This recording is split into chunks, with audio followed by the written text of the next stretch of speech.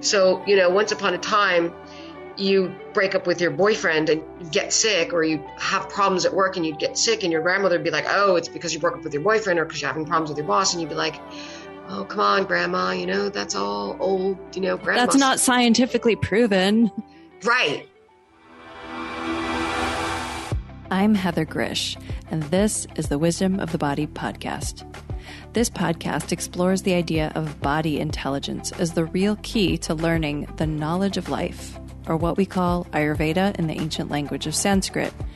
We do that by connecting with today's creative leaders and experts who will help you listen to your body, trust your gut, and live in deeper harmony with nature. Come join me as we unlock the golden door to clear, direct perception and become very deep listeners. You can find the Wisdom of the Body podcast on Apple, Spotify, and Stitcher. You can also follow us by joining my email at heathergrish.com or on Instagram at heathergrish. I know you're going to love this podcast, so take a second right now to subscribe. Today, I'm here with Dr. Rowshanak Hashemiyoon, who is a behavioral neuroscientist and founder of Access to the Path. As a highly trained scientific researcher, she combines the power of modern science with emotional and spiritual intelligence to generate compelling and innovative strategies that help people and businesses become more purposeful, effective, and prosperous. Her mission is to promote the ethical growth and success of businesses and help individuals elevate to the greatest version of themselves. Her passion has always been understanding and improving the human condition. Before launching Access to the Path, she was founder and chief human brain and behavior laboratory of the Department of Stereotactic and Functional Neurosurgery at the University Hospital of Cologne. Dr. Hashemiyoon is a trained computational, clinical, and behavioral neuroscientist with a PhD in physiology and biophysics. Not too smart here. Definitely not too smart.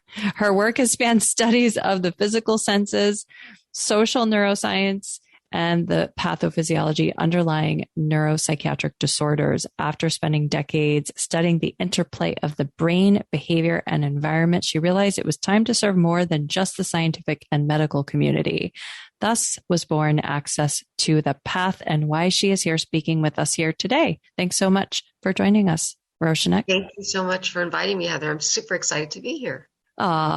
It's good. I'm so glad we were able to connect. And there's so many questions that I have that I'd love to ask you. And, I think the audience is really interested in learning how they work, right? So this podcast, Wisdom of the Body, and they want to understand how they work. They also want to understand what are those ways that they can sort of relax into trusting this greater intelligence that's going on. And they want to develop more body intelligence.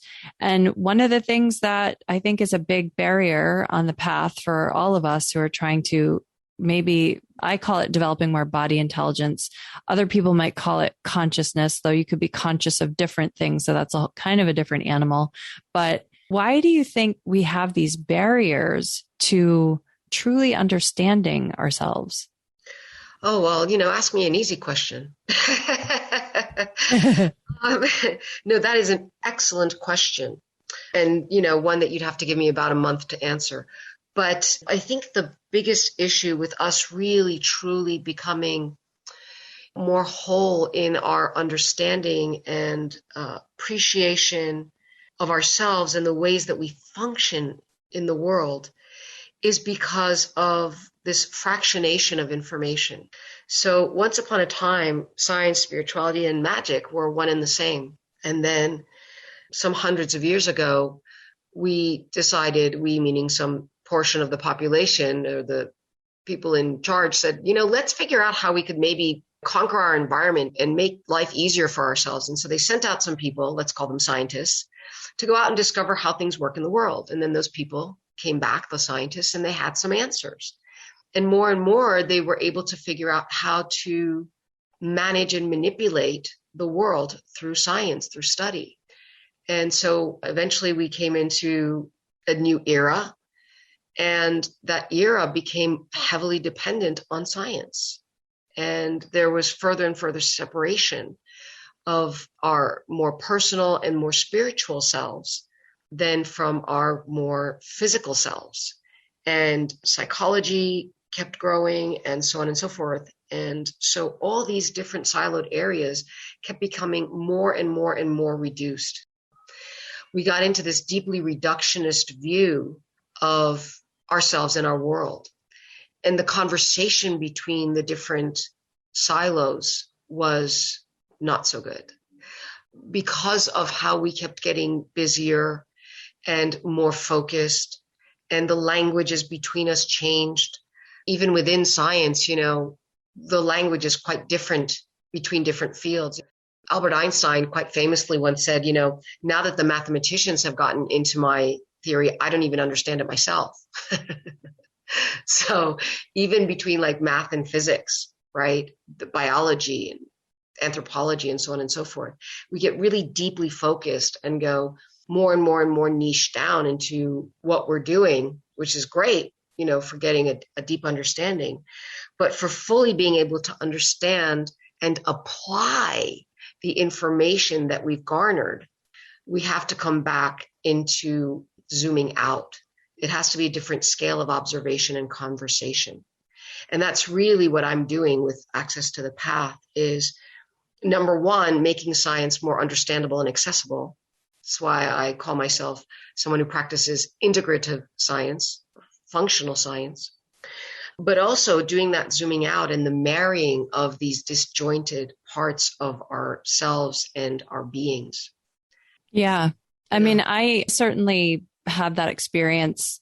You have a very, very deep experience in science. And it sounds like you're also a person that has bridged different worlds, even within science. I mean, studying biophysics as an example, right?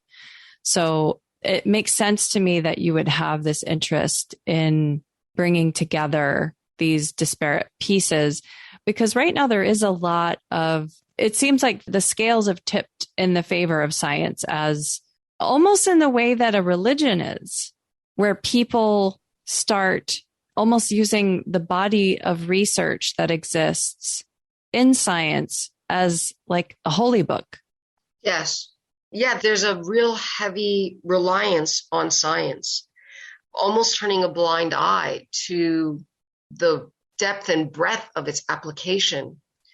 And you're absolutely right. So as a computational neuroscientist, which is where I cut my teeth and got my PhD, I did have to do work with physics. There was quite a lot of application of physics in my work. I applied nonlinear dynamical systems theory to understand information processing in the brain at a time where people were looking at individual neurons. So what I was doing was looking at populations of neurons and how they interact with each other to do information processing.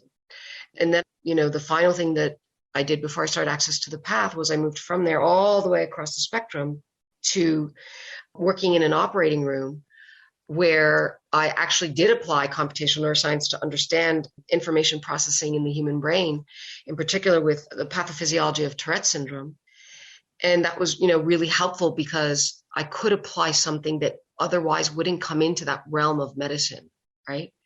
And also was able to speak, because I grew up in a medical family, was able to speak the language of medicine and the language of science to the different parties involved.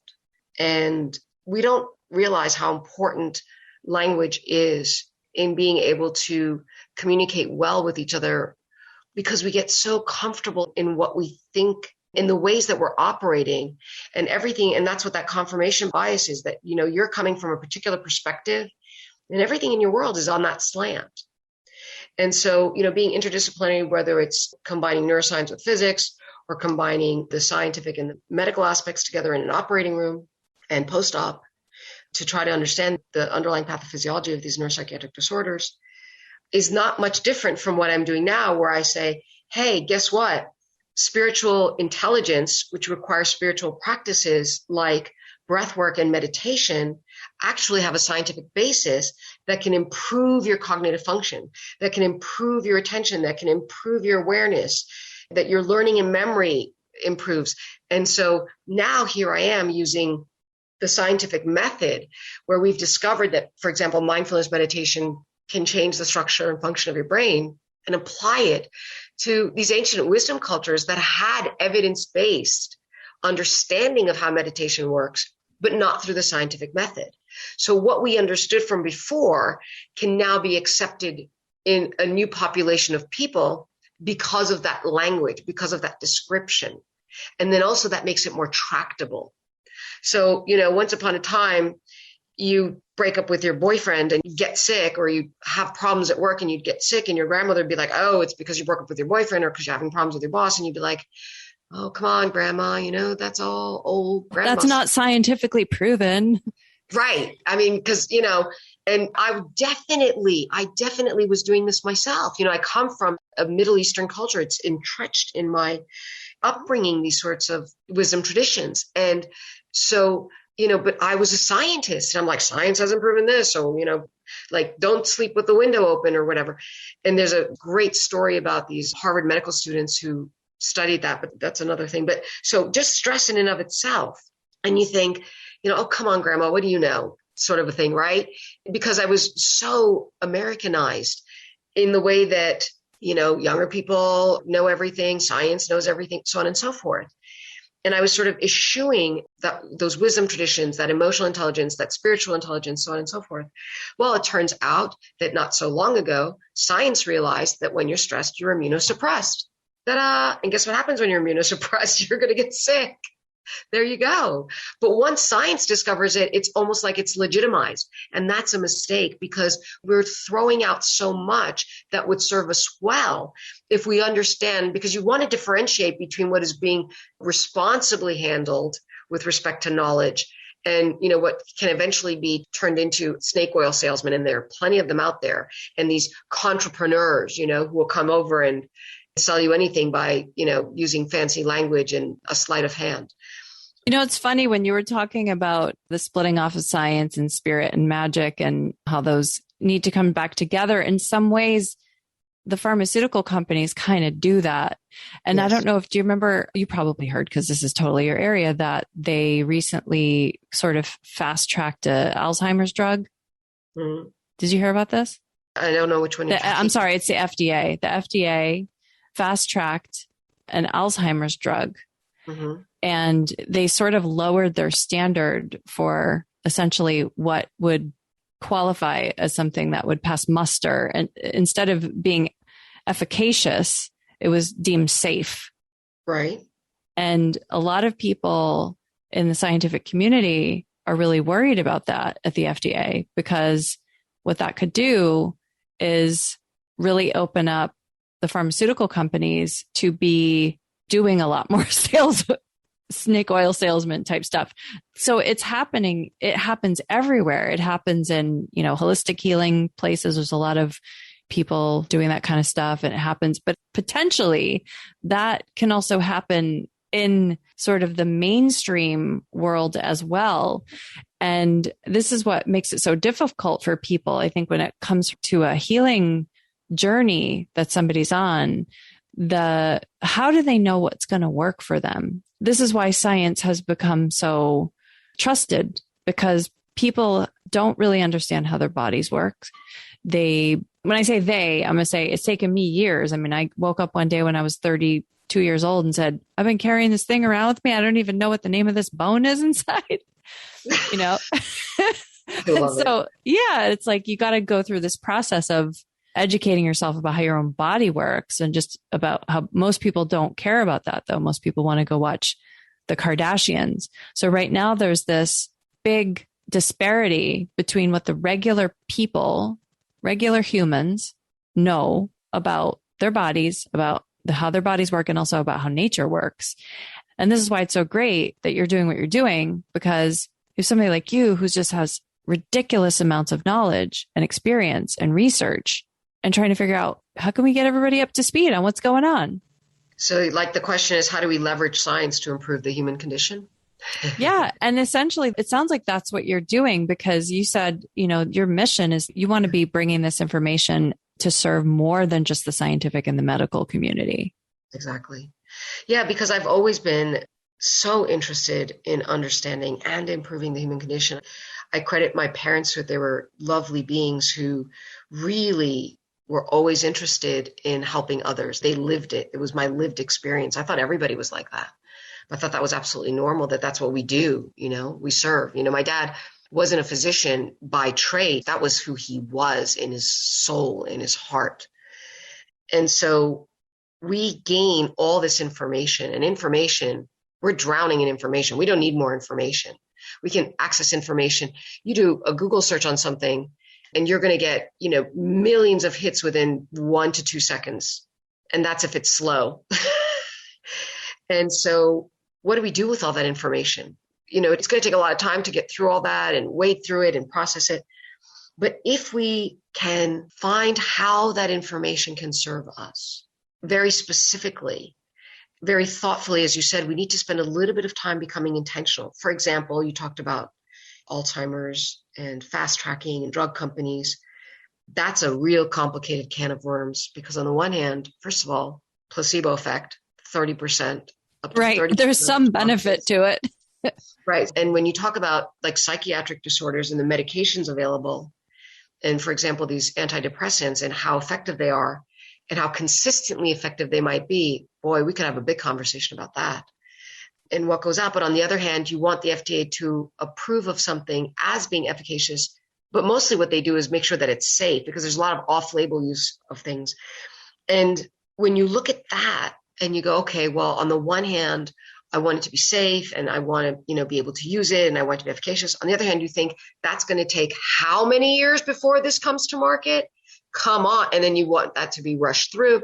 So there's quite a lot of different factors that come in. But the most important thing in my mind, when you're talking about what's going on that we're not responding well and using this knowledge well, is that we don't take the time to define what's pathological and what's normal, right? For example, when we're talking about like psychiatric disorders, you mentioned Alzheimer's, I'll mention that's a neurodegenerative disorder.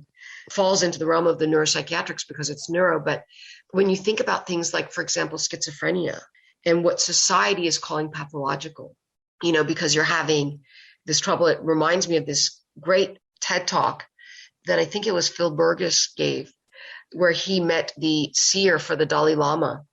And this person was brought to him and then just started, going into a trance state and having what we would call maybe in the West, like putting on a show and then passing out and having to be carried off. And he thought this was just very interesting, let's just say politely. But as it turns out, this gentleman, when he was younger, started to have terrible symptoms, heart palpitations. He thought he was going to die. He was having all kinds of problems. And in the West may have been diagnosed as someone who was having schizophrenia, entering into that time, because there's a sort of early adulthood where a lot of these neurodevelopmental disorders do show themselves. They become expressed. And so what may have been treated in the West with medication was treated in this tribe very differently because one of the elders recognized what was going on, came to this gentleman and said, "Oh, I understand what's happening. Come, I will walk you through it." And he intensively stayed with this person, taught him how to go in and out of trance states, and really showed him what his gift was that was developing. And so at the end of a year, this person had actually gone through this metamorphosis and these profound changes in his brain and body. And instead of coming out the other side being broken and potentially on medication for the rest of his life and a burden to himself and society, he came out the exact opposite, as someone who was incredibly important and central to serving this tribe. And of course, the larger society, being the seer of the Dalai Lama, of course, gives him quite a lot of credibility, which is why I use this specific example. But it's not the only one. So there are these tribal traditions and these ancient, shamanic traditions and these ancient spiritual traditions that know how to apply more than one tool to what we would call a mental disorder in the West. So really what's happening is it would serve us best to look at the biopsychosocial spiritual aspects of what is going on with us, and then pull out from this amazing wealth of toolbox that has the knowledge from the ancient traditions as well as modern science, what would work best in this circumstance. And that includes then looking at culture, right? Because the way that we might look at something in the West would be very different than the way that others may look at it, because they want to maintain their cultural connection, their belief systems. And I'll just tell you that, for example, in the US, if you have a diagnosis of schizophrenia, you are 5 times more likely to be homeless and jobless than even, other countries, other Western countries have a different response than even in the US, much less in these other traditions. Yeah, we just want to put people in a home and get them out of our face. Exactly. So the attitude, the culture. It's the same way with aging too. Absolutely. So specifically going back to this idea of these cultures, the elders would be put together with the younger people, where in the US you might think, or in the West you might think, well, but I can't say the West because, European countries aren't like, by and large. They really value and respect elders as well. Generalization, of course, on all counts. But in these tribal traditions, the elders are revered because they have so much lived experience. Their knowledge is profound. They're understood as a resource because they are. And so you put these elders with the younger ones because the younger ones are just coming into their spiritual awakening and the older ones are at the end of it. And there's much teaching that can be transferred from one to the other. And so one specific example would be exactly as I explained to you, in the case of someone who might be going through something, that the older person knows what to do with that, so that the younger person can come out the other side more whole and complete for themselves and for society at large. One of the things that fascinates me about why that's happened so much in America is sort of the breakdown of the multi-generational family. Yes. Seems like that has a big impact on that. And there's a lot of wisdom that's been lost in that process. But then there's also this challenge of, right now, the world is so different than your grandma and my grandma grew up in. I mean, human nature probably hasn't changed, right? Our flaws, our greed, all the sort of the saint and sinner aspects of us, those are always going to be there, and that, right? But the specific ways that they manifest, and maybe using technology as sort of a big influencer of how that changes the experience of, the amount of information that we receive versus our grandmas on a daily basis is huge. Yes, you're inundated with information, inundated. I think from a few years ago, the last stat that I remember, I think it was maybe a couple of years or so ago, was that we're getting 12,000 messages per day. No, it's just insane. It's like, it just keeps increasing every year. And absolutely. So how do you think something like the DSM, I think we're on 5 now, right? Yes. Okay. How well adapted, is it flawed is my question from your perspective? Well, it is under quite a lot of scrutiny, I'll say, in a reserved manner. It is under quite a lot of scrutiny, as is the field of psychiatry itself, because I believe it was when Francis Collins was still running the NIH that he said that they would no longer give out grants to people for studies if the grant didn't allow for the research to provide some biological basis of behavior information, or just a biological basis understanding of what was being studied, even if it failed. Because, classically, as long as the symptoms aligned, these different disorders were lumped together. And there wasn't much neuroscience involved. There wasn't much study of what is the pathophysiology, what is the circuitry, what is the biology that is underlying this disorder. It was, what do the symptoms look like? It's somewhat like phrenology, And so that is now just starting to change. And do you think there's also been a lot of focus on the specific content and the way the content bundles together, which could be endless? So, one could say that things like social isolation and misalignment of us with our communities, because we've gotten into such a highly individualized society, and the fact that judgment and shame has become rampant is really probably underlying quite a lot of the non-organically derived mental challenges that we're seeing these days, and certainly would at least serve to stabilize them. As has been shown, again, that's evidence-based. So what do you think are some of the ways? I mean, I can say that when I found yoga, specifically like the yoga philosophy books, where they basically say, this is how your mind works, I can say that that changed my life. And I don't know if you had a sort of a similar experience in learning about the neuropsychology and the neurobiology. Once you learn how your machine works. Right. Love that. Right? It's like, yes. Oh. We are the greatest feat of engineering known to mankind. And our brains are the central servo for that. Amazing, incredible machine. You know, I get so excited. I get this like kind of goosebump feeling when I get a booking from a new client that I haven't met yet. And I get so excited because I know that somebody has made a decision to go really, really, really deep into their healing. And because I know that Ayurveda is not a quote unquote normal thing that many people have access to, at least not in the United States where I live. So I know that when someone books with me, that they've really made a decision that they want to go deep into their healing. And so you could do that on my website at heathergrish.com. That's Heather, GRZYCH.com. You can book me for either a Ayurveda consultation if you're ready to dive in, or you can also book me for a 15-minute connection call if you're not sure where to go yet. I do have a couple offerings that are not on my website, and we could talk about that. So I look forward to meeting you.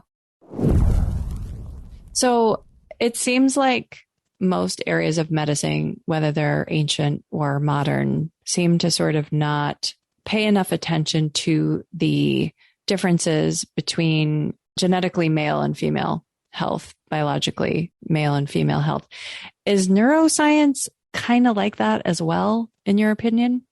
With respect to neurodevelopment, so the two places that I really talk about as somewhat of a significant difference between the brains of men and women. One is during neurodevelopment, because boys and girls in the teenage years really hit neurodevelopment different. So their executive function, because of the frontal cortex, develops differently. You know, boys are a little bit lagging than girls by about 2 years. Boys are lagging in the neurodevelopment of executive function by about 2 years. So things like decision-making and organization, goal-directed. Only 2 years? That's only during neurodevelopment and during adolescence. But their sense of planning and their goal-directed actions and things like this fall behind. Also, there's a difference in the development of the amygdala, which is important for things like, fear responses and emotions, emotional responses and regulation, emotional skills. And we notice that boys and girls are different in their emotional skills. That is neurodevelopmental basis. And so when you think about adolescence, which you can use either sensitive period or critical period, because we have these different periods in the brain that are really highly sensitive to the development, which means the internal and external stimuli that cause this acute and important development that does occur. And, we have them at different times, but particularly in childhood and adolescence, that happens. And so when you have these regional changes that are occurring concomitantly with behaviors and cognitive function, that's really important in the ways that we are biologically, psychologically, and sociologically addressing our kids, in the ways that they would be able to learn and in the ways that they would develop healthily, psychologically, and physically. So that's really important. And so some of the things that you can think about actually are when parents tell their children, for example, don't be a bad boy, or don't be a bad girl, or this is what good boys do, and this is what bad girls do, and so on and so forth. And so what we end up doing is associating our behaviors as children with our sense of self. That can be very problematic and ultimately leads to Jungian shadows, where we psychically cut off parts of ourselves, because the entire gamut of human behavior really belongs to all of us. Every single one of us is a sinner and a saint. Every single one of us is capable of doing the most selfless and beautiful things, that performing those acts, and also can be a killer. And the idea that we own all of that then gives us agency over that, gives us control over those behaviors, right? So if I know that I'm needy and greedy and selfish and violent and all these things, as well as kind and compassionate and so on and so forth, then I can pull out from my bag of tricks, as it were, whatever behavior is relevant and appropriate for the situation and circumstances. But if I'm told that, for example, being needy is bad, then I will forego my needs as I go into adulthood, because I literally require the approval and attention of my caregivers, meaning my parents usually, for survival. So I will do what will please them and avoid what will not, in order to get their attention, which I've already got a bug in my programming, confounding that with love. And also because I know that's how I'm going to get my needs met, food, water. So while food, air, and water we know are our basic needs, also so is love and good, stable relationships. They are just as relevant for optimized biological functioning and psychological functioning. And so when you think about it in those terms, and then I shouldn't be needy, I think asking for what I need is problematic, because it will be an aversive behavior to my stable relationship, especially where it comes to survival, because the brain's number one job is survival, right? And so it puts everything in the framework of, am I safe? And so if I need to get food and water from someone who is going to turn their back on me, then I'm not. So I'm not going to push too much for my needs. And as an adult, then I don't get my needs met. And that can cause a wealth of issues. In many ways, it can lead us to depression. It can lead us to bad relationships. It can lead us to frustration. It can lead us to underachieving, being unstable, so on and so forth. And then we don't know why. We don't know what's going on. And we become resentful and so on and so forth. And so understanding this is really important, because when we have this information in the form of knowledge, which means it's usable information, then we can start to take measures to rectify these, let's say, missteps, misunderstandings, false narratives that we've believed, and what we've learned, that instead of assisting us in our growth and development and in leading our best lives, actually blunts us in doing so. So if I were someone who then thought it's okay to be needy, I would know and be able to modulate how to ask for my needs and get them met. And that would allow me to be healthy within myself and also be healthy in my interactions with others, by not expecting too much or too little of them, and not putting the onus on them to maybe be a mind reader, right? We do this in relationships. And you can see, it's very natural to understand how this. I don't do that. I never do that. Because you don't subscribe to that belief. No, I do. I do that. Oh, you're being funny. Yes. Sorry, I'm like, yeah, right? Because to some varying degree, it's natural for children to be needy.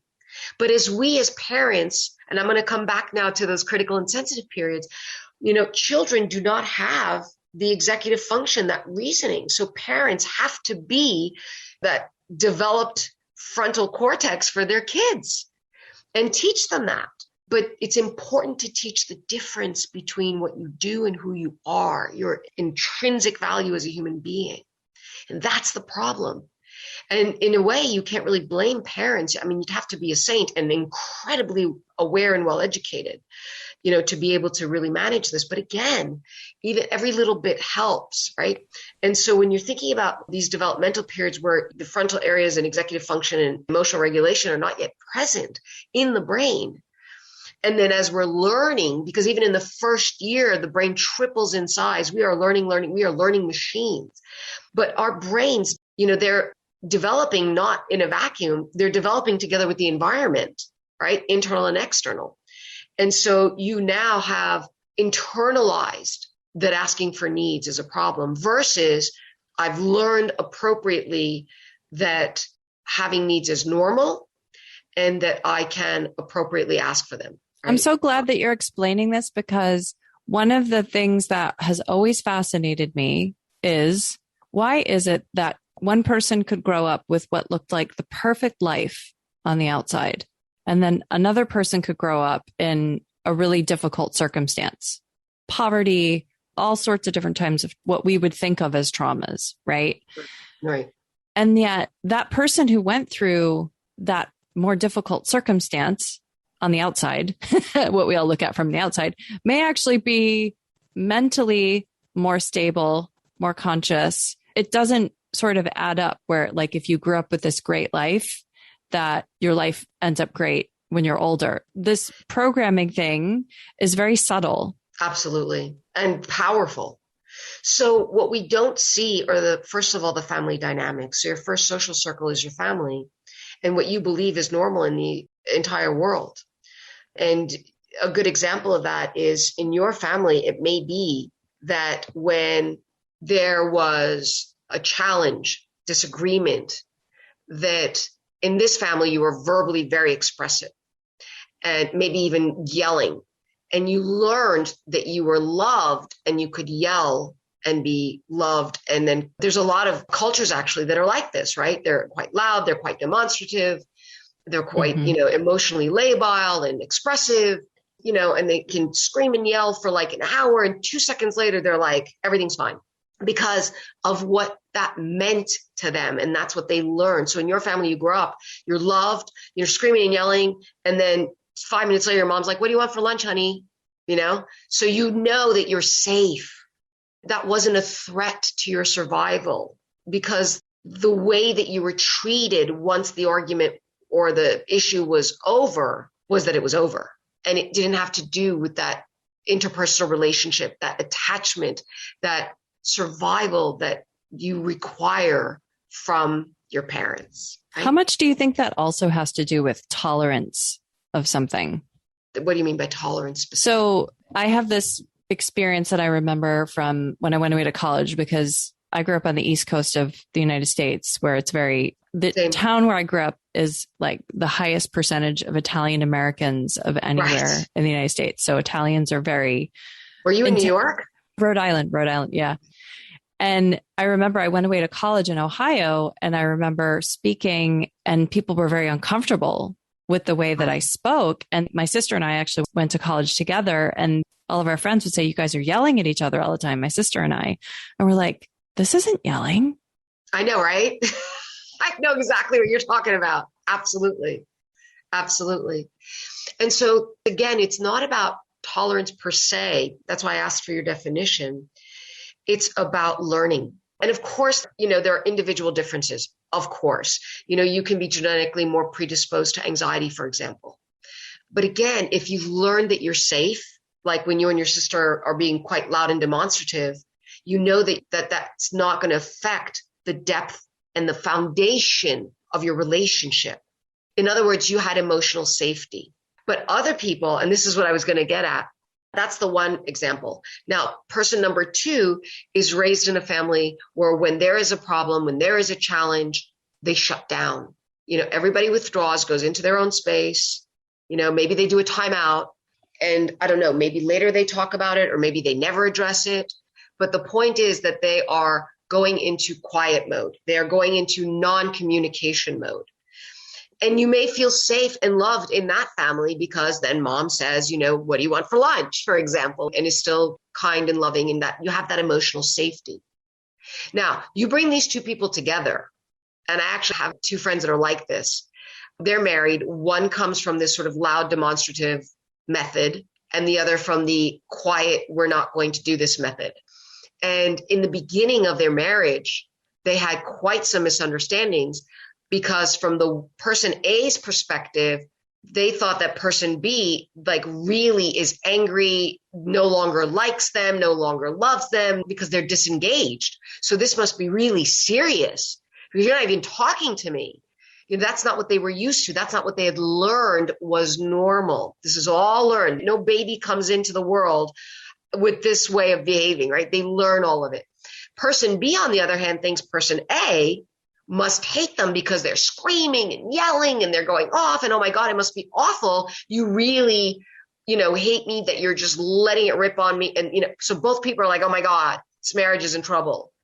And yet it was just a matter of style. And it took a while until they understood each other. So you can see that how the first family circle, this first social circle, gives you the narrative of what the world should be like. And you learn that and you take that out into the world. And now you've got a world of billions of people and each one's got a different style. I just use that as a very obvious example of, for example, communicating when there's some kind of issue. So what are the ways that a regular person in the world today, I mean, I know the path that I took to learn about how I worked. What do you think are some of the other really effective ways that people are using today? I mean, you mentioned mindfulness. Right. So I think it's really important to start to understand that things like trust, which is really important for our relationships, they have multiple dimensions which are being continuously calculated and computed in the brain. Understanding that psychological safety in the workplace, trust in the workplace, is really central to us being effective, in particular a time when hybrid work is really the new normal, period. If you just do the math and think, we spend 8 hours a day at work if you're doing a 9 to 5, 8 hours sleeping, that leaves you, just a few more hours. And then if you remove from that things like showering, eating, meals, traveling to and from wherever, work, school, etc., you only have a few hours a day left. And typically, especially when we're thinking about places like the US, that we really spend a lot more than 8 hours connected to work. So workplace is really the cornerstone of our society in many ways. And we're bringing more of ourselves to work than ever before. And workplaces where we get like our health insurance. And when you think about I think it's like, 12 to 14 trillion dollars that we are losing because of mental health challenges by the year 2030 is the projection, if I remember correctly, then you can start to think that we need to really redefine quite a lot of things. And whereas before it was, we've got this cool rooftop garden, or we'll give you a free lunch, come work here. Now, employers understand that what employees care about is, how are you taking care of my mental health? What are you doing for me? How are you going to support me in that way? So when you ask, how can people move forward? I would say, do not ignore this profound aspect that is contributing to your physical and mental health. And for employers and employees alike to understand the importance of you being at least 3 parts that you bring to your life and to your job, which is your physical health, your emotional health, and your spiritual health. And when you practice spiritual, physical, and emotional hygiene, you can show up whole in your life and at your job. And I'll just break that down a little bit to say, we typically, all of us brush our teeth at least once a day. And we know that that's a really important part of our physical hygiene. And yet we think of things like taking a bath or getting a massage as a treat, as an extra, as frivolous. Who has time for that? You should be working. Suck it up, buttercup. And actually what happens is, when you practice things like meditation, breath work, massage therapy, so on and so forth, music therapy, just music at all. When you do these things that are important for self-care, these are those spiritual practices that actually change your brain function. They decrease anxiety. They decrease depression. They improve brain function. They lead to changes in structure and function. For example, giving you a thicker cerebral cortex that is important for information processing, leading to a thicker hippocampus that's important for learning and memory. So you improve cognitive skills that are important at work in particular, right? What I said before, thought, awareness, attention. You can improve executive function, as was determined by, various and multiple, scientific method studies. So what does that mean? Improved reasoning, improved decision-making, improved learning, memory, and reaction time. Who doesn't want that for their employees, right? And also you've got to model that yourself as a founder and a leader. So when you allow, and let's also address the fact that, because I went through my sort of self-development period while I was in a corporation. Yeah. And I really remember this point where it was like I mentally outgrew everyone. It was like I couldn't be with those people anymore. It was like the weirdest thing. Yeah. So what happens is when you're practicing the self-improvement, one of the early sort of features of that transition/transformation is this feeling of outgrowth. But I think as you continue on in that journey, what you'll find is you'll have quite a lot of equanimity. And this is so important because when you're at work, for example, or at home, or in your personal or professional relationships of any kind, you're more stable. So that meditation, for example, allows you to become more resilient to the challenges that you are faced at home and at work, because you bring home to work and work to home, right? And so you stabilize yourself. Resting brain dynamics reliably predict how you will respond to these challenges, to active challenges and stimuli. What that means is you're not going to be so emotionally labile. You know, you won't be so prone to drama or affected by it. And right? I think what happens to, a lot of the people that I've worked with throughout the years is it's like, okay, I'm better. Why can't everybody around me be better? And it can be really frustrating, but then, and this is, down the road, right? There's a lot of work that has to be done to kind of get to that point. But then I think there's this later part of the journey where it's moving into the service mode. Right. Right. I mean, and the best thing you can do for anybody else is to stabilize yourself, is to not bring onto them and project onto them your own issues. And, if you practice yoga, you increase GABA. It's an important neurotransmitter in the brain that leads to better mood and decreased anxiety. Can you imagine what it's like when you're anxious at home or at work? What are you going to do? How are you going to behave? Very differently than when you're in a better mood and you're fine. And how's your food going to digest?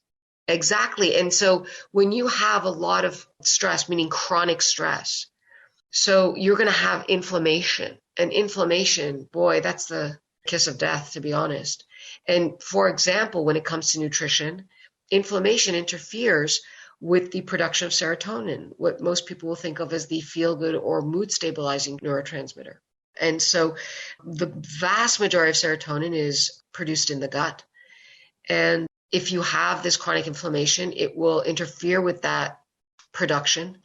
And therefore, the decrease in the production of serotonin can lead to sleep imbalances and disorders, can lead to the disruption of your appetite, and of course, your mood.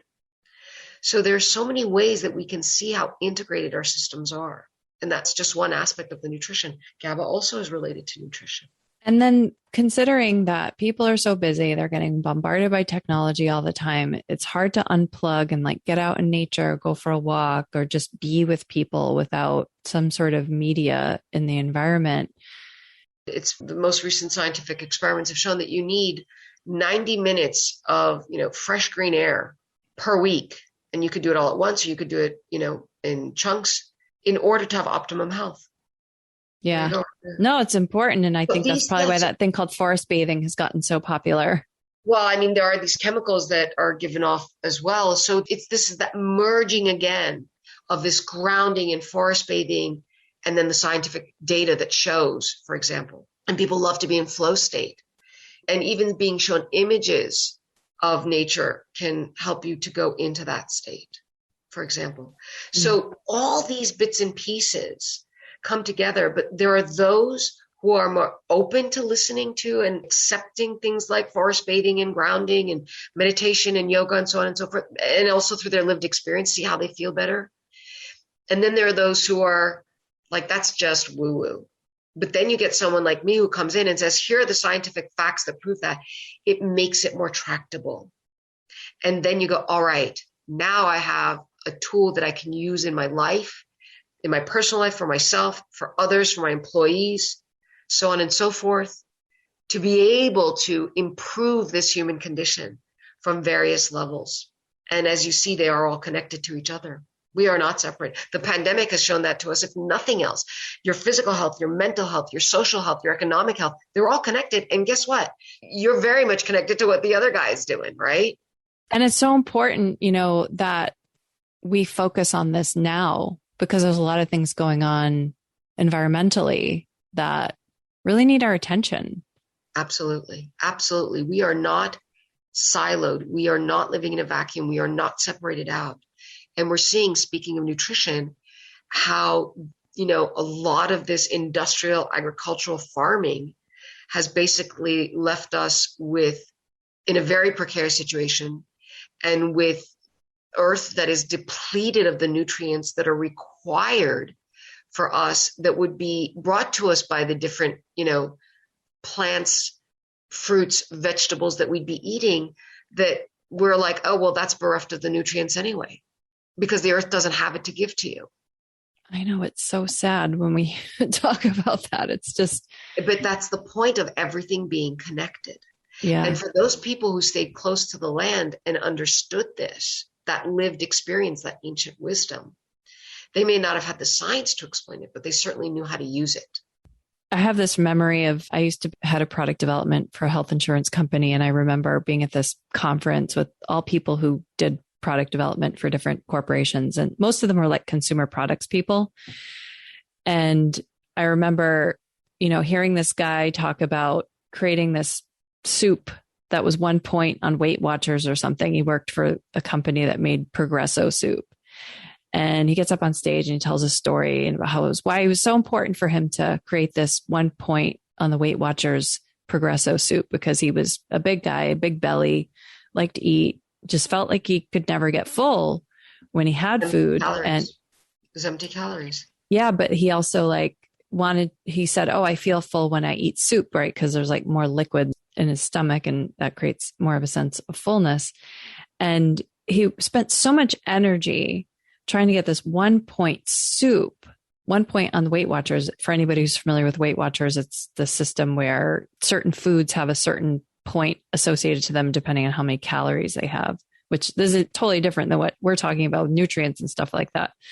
But it really pointed me to the mindset of a lot of the people who are creating, I'll call them food products for people to eat, at least in the United States, because I think most of them were from the United States, and the value systems that everybody was operating on. And everybody clapped for this guy at the end of his talk. And I was mortified. I was like, what have we done to food? What have we done with our relationship with food? And it really troubled me. And I felt like I was a stranger in a room full of everybody's sort of just loving what this guy says. And I'm haunted by it. Right. There's so much broken in our relationship with food. And you can even tell when you go into a supermarket, where certain supermarkets you walk into, everything is so, and you probably know a lot about the neuroscience of why people are doing this, but every time you go into a store, well, certain stores, everything's so bright. The packaging, it's like it screams at you, buy me, buy me. Everything's just in your face, And then you go into other stores and they're more muted colors and it's a totally different experience. And it just seems like everything's got this charge of buy me, buy me, buy me, party, party, party in your mouth. Let me add flavor. Let me add blah, blah, blah, blah, blah. And it's not even nourishing. Yeah. Yeah. I mean, technically, theoretically, and originally, the colors of fruits and vegetables gave you a lot of information about what they did nutritionally and were meant to be, attractive for you to eat them. We have taste buds. And why do we not like things that are bitter? Because typically what was bitter was also toxic. Our systems have developed so beautifully together with nature in order to optimize our ability to function well on the land and in this world, in this mortal coil and on this earth. But we've really disrupted that balance and confused the systems. It's funny that you bring up bitter, because I think probably to a person out in the wild before we had, Safeways and fast food places and stuff, the bitter taste would have been toxic, but actually it's medically very beneficial these days because there's so much inflammation and obesity, where that bitter taste actually is quite helpful for that. But it's just everything that we understood about health has to change based on that sort of larger, what you're saying earlier, that larger cultural context that's going on. And now we add in climate change and stuff like that. It kind of makes sense why so many people are moving to vegan diets and things like that. We've covered a lot so far. And I feel like we just got started. I know, right? Yeah. We've covered a lot. And, you know, gosh, I mean, like you used to do deep brain stimulation on neuropsychiatric patients. And I know that there's just so much that you understand about how these minds work. And I guess just sort of like a fundamental question of, like, would you say that the mind and the brain are synonymous? Or, I mean, because what else do you think is part of the mind? Yeah. That's one of the reasons that I went into neuroscience, because you would say to someone, I'm going to give you a piece of my mind, but you would never say to them, I'm going to give you a piece of my brain.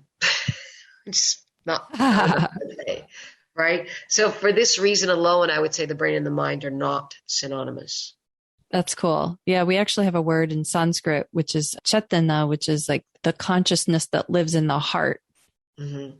So that I don't know. I mean, like for me, I can't help but think or feel that my mind is everywhere, at least in my body. And it could go beyond that, but it feels to me like my mind is everywhere.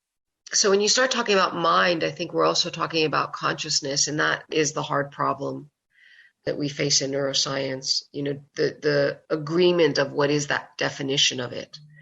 And there are different kinds of consciousness. There's the kind that's the awareness of being, you know, I am and you are. And then there's the kind that is relevant to the qualia of life, you know, or the beauty of a sunset. What does the color blue mean to me versus you? How we actually even see things like the color red, for example, even though we have receptors in our eyes for, let's say, you know, these red-green receptors, the way that we actually see red is not the same as what red itself is. So I think, and that's a whole new animal to start to address, but we start to really then look at the interface of the human condition with respect to science and the human condition with respect to these qualitative qualia that are so important, that make us feel that life is what we are imagining it is. I think of it this way.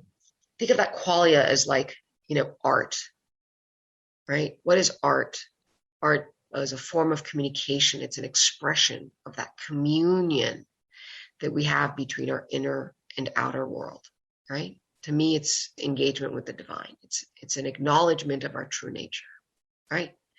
It's that physical expression of truth, capital T, absolute values. But science, on the other hand, science is our search for understanding of the nature of things. So where art is the expression of that nature, science is to understand that nature. It is an attempt for us to try to take all that's qualitative and sort of not tractable and bring it into the realm of tractable, right? So bringing that divine that I mentioned, which is our engagement with the divine, is art. It is bringing the art into beingness.